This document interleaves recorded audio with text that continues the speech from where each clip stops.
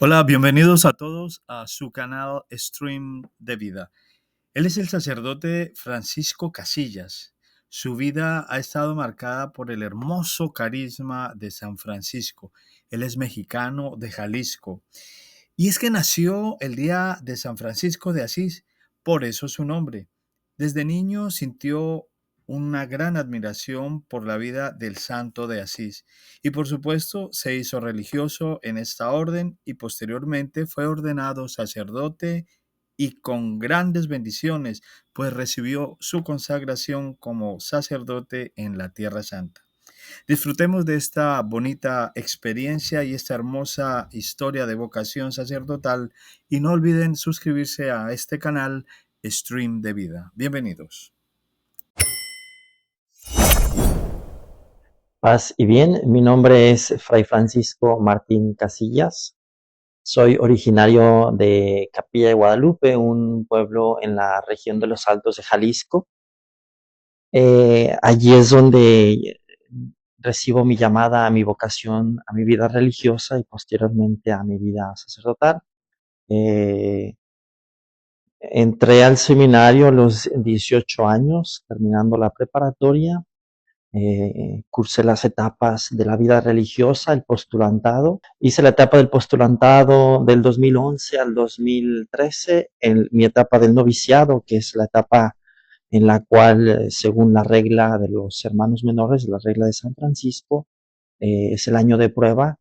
Esta etapa del noviciado la hice en Guadalupe, Zacatecas, del 2013 al 2014. En 2014 hago mi primera profesión religiosa en Guadalupe, Zacatecas, y después de 6 años hice mi profesión solemne.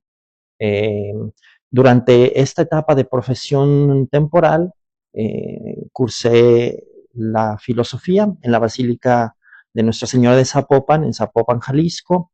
Allí estuve 3 años, del 2014 al 2017.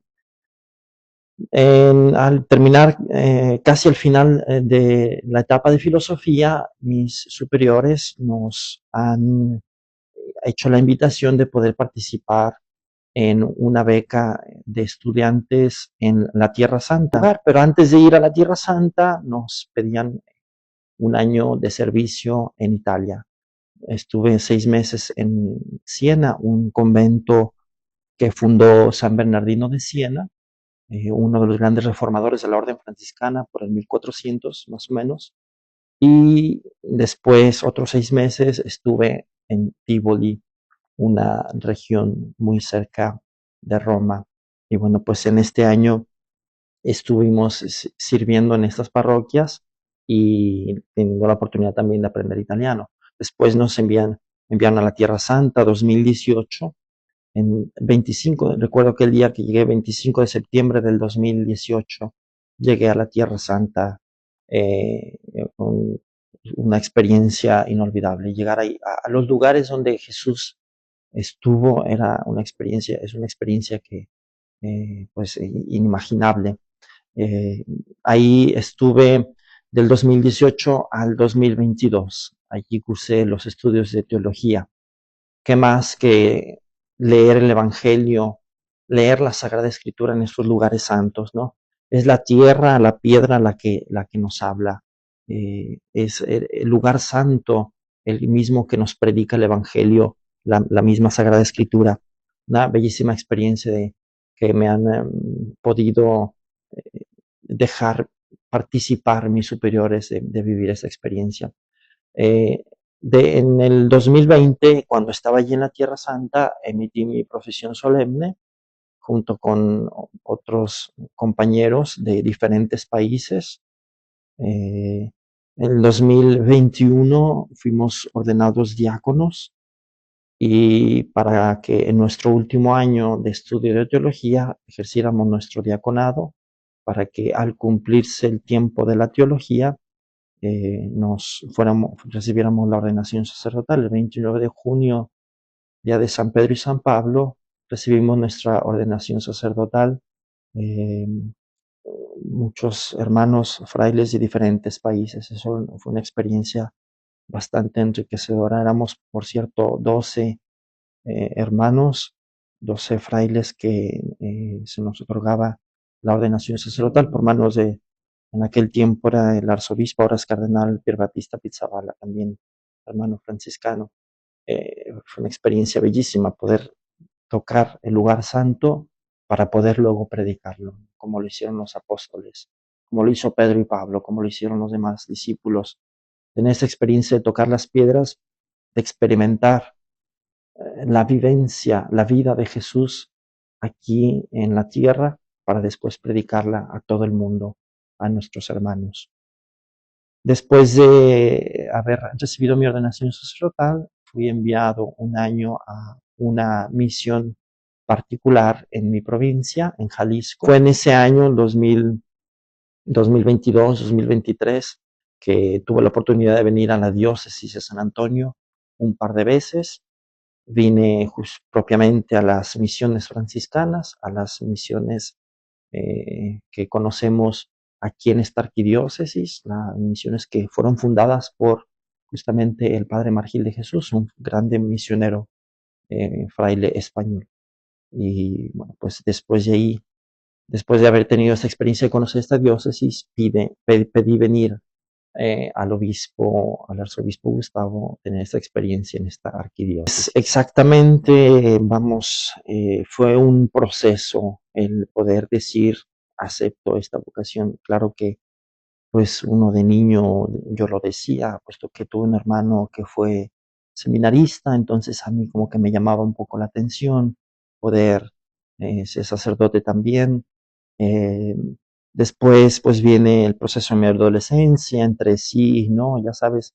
Eh, Después, a los 15 años, mi tía religiosa, una hermana de mi mamá, se llama Sor Eustolia, ella me dijo que si no me llamaba un poco la atención a la vida religiosa. Lo recuerdo muy en particular porque en aquel año en mi pueblo se ordenó un sacerdote religioso, pero él era Agustino Recoleto. En aquel tiempo se ordenó el padre Fabián Martín, que justamente eh, también tiene un parentesco con mi papá. El padre Fabián se ordenó en mi pueblo, me llamó un poco la atención por la belleza de la vocación y bueno, pues mi tía poco sembró la semilla, mi tía Sor Eustolia. Después de aquel tiempo, pues fui a hacer un proceso con los hermanos agustinos.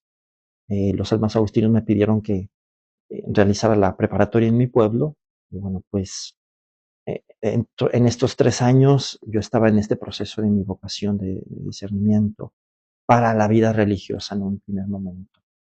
De ahí recordé que, bueno, Francisco de Asís fue parte importante en mi vida. Yo nací un 4 de octubre de 1992, era un domingo, por cierto.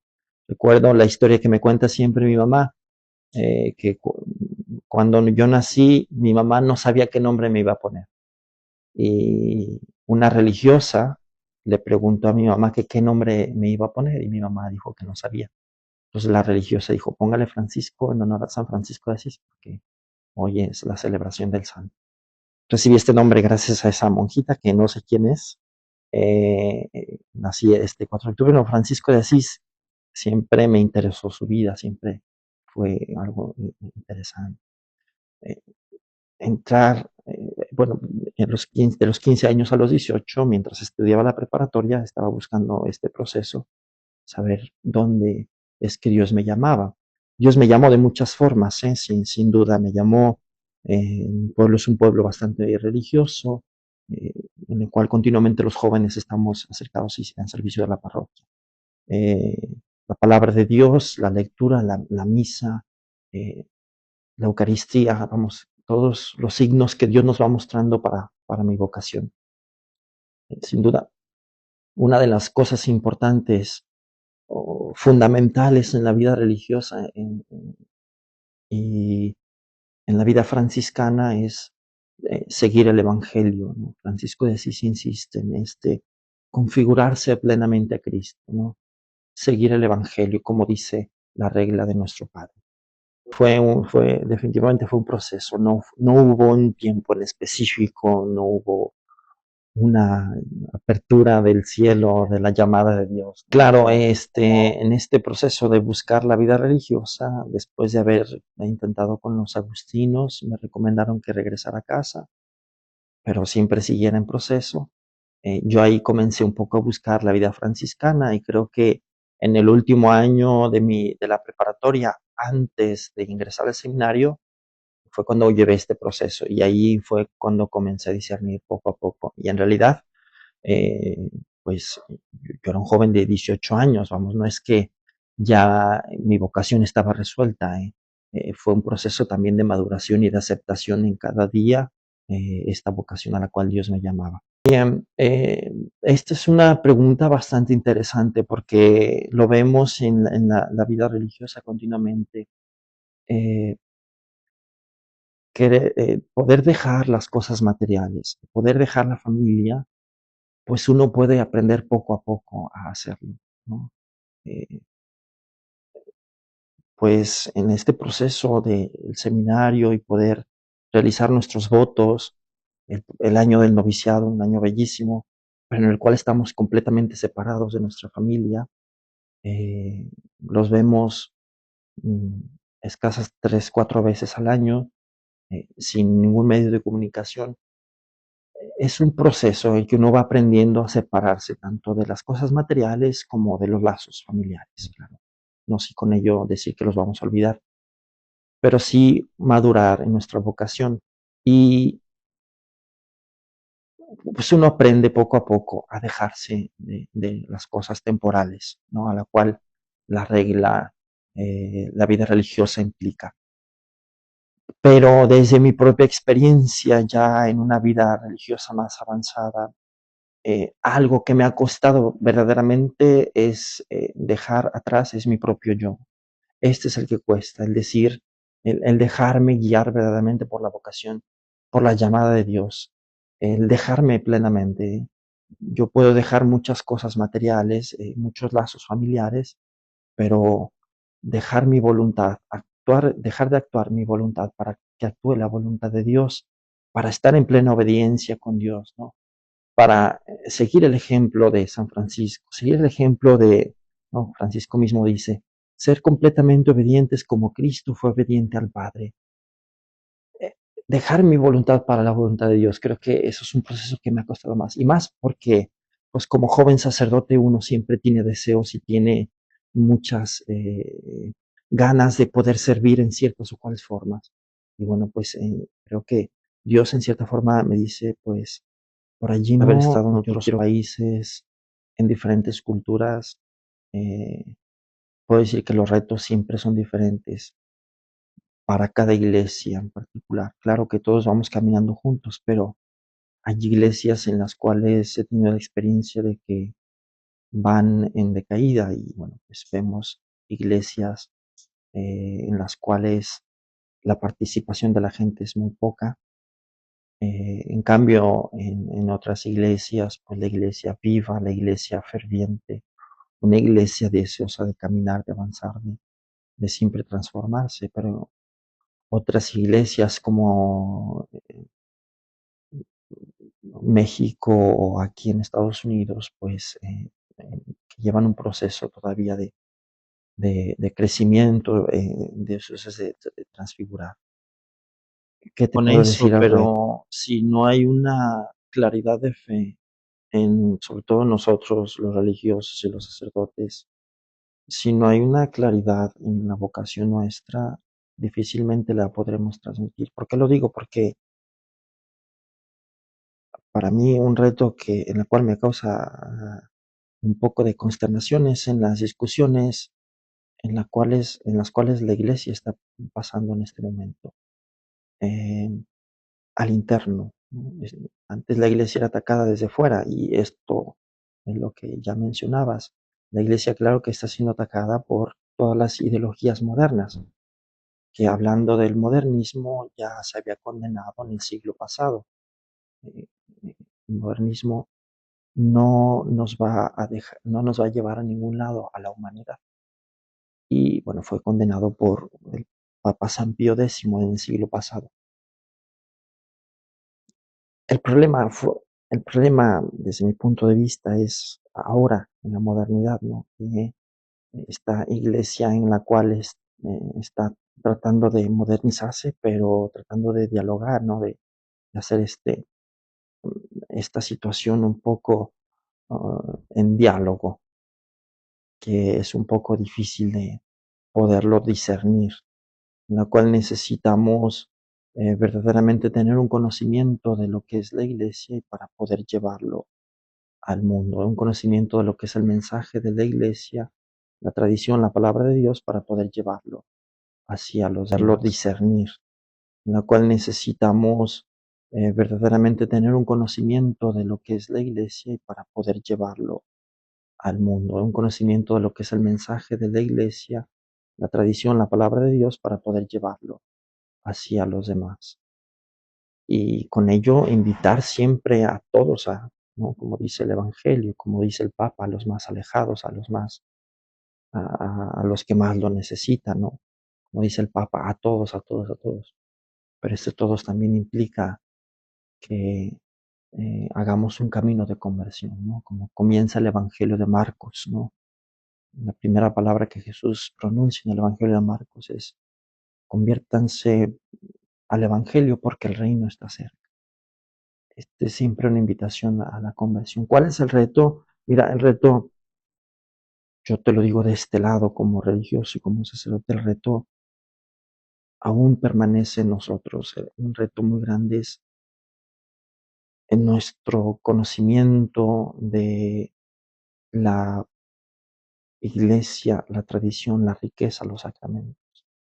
Este reto en el cual nosotros como sacerdotes estemos siempre seguros de aquello en lo cual predicamos, vivimos, para que el mensaje de Cristo pueda ser llevado hacia todos. Las cuestiones, bien. La iglesia, gracias a Dios, tiene detrás de ella, obviamente, su esposo que es Cristo, y Cristo dijo, él mismo dijo que nunca la iba a abandonar.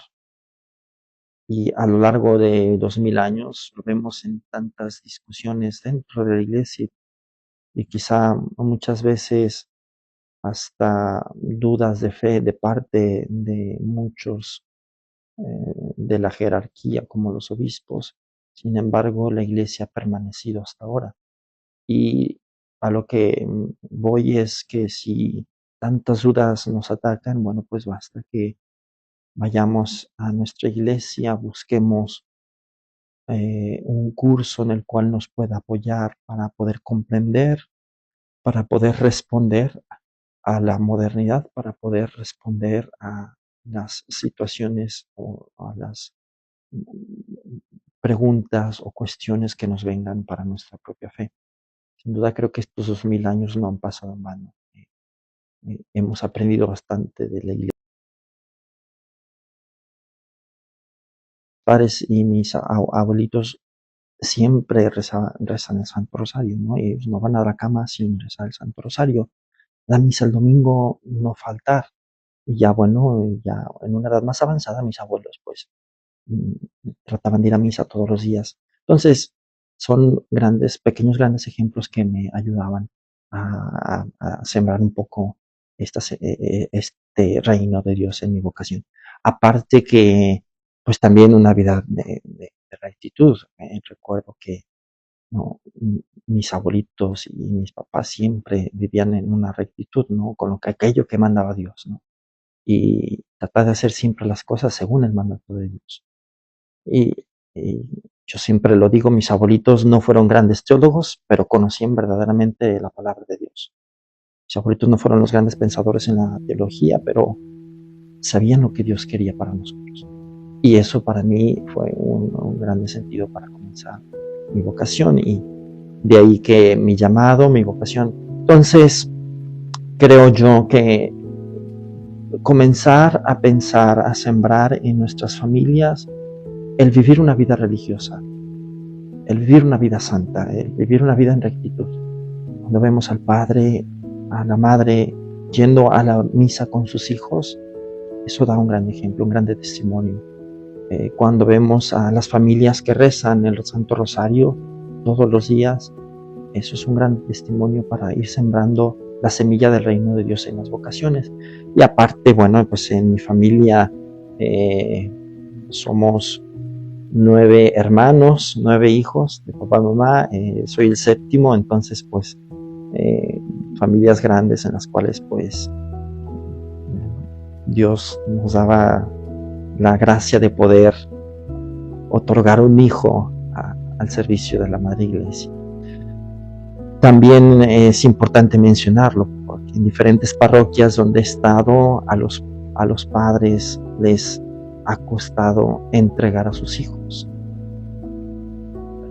Algunos de los papás ven a sus hijos triunfando o siendo exitosos según el mundo. Algunos de los padres no ven del todo bueno el que sus hijos puedan ir al seminario o a la vida religiosa. Entonces, también falta esta propia sensibilidad de los padres y la convicción también de los papás para que sus hijos sigan este llamado a la vocación. Y bueno, pues también de parte de los jóvenes que pues no se desanimen,